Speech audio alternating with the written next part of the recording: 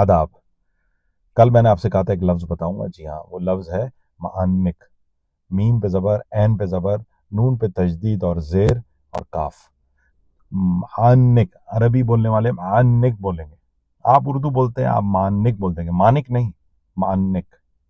وہ جیسے اینک لگی ہو، مطلب اینک پہننے والا، اینک والا، جس کے اینک لگی، جیسے میں ہوں معانک. 1969 میں اختر ریاض الدین احمد صاحب نے ایک سفر نامہ لکھا تھا، میں نے پڑھا تھا لندن آنے سے پہلے، جس کا عنوان تھا 7 سمندر پار. اس کے صفحہ نمبر 175 یا 76 پر غالباً انہوں نے لکھا تھا کہ لندن کی ٹیکسی میں 70 سالہ معانک ڈرائیور جاسوسی ناول یا گھوڑ دوڑ کی پیشن گوئیاں پڑھ رہا ہوتا ہے.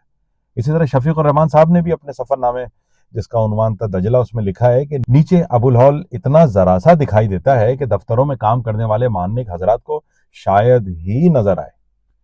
اور دوسرا لفظ ہے مزاح. مزاح کو لوگ مزاح بولتے ہیں، مزاح نہیں، مزاح.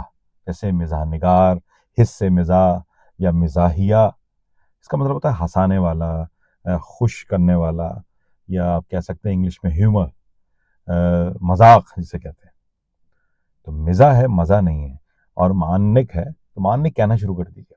اپنا بہت خیال رکھیے. آداب.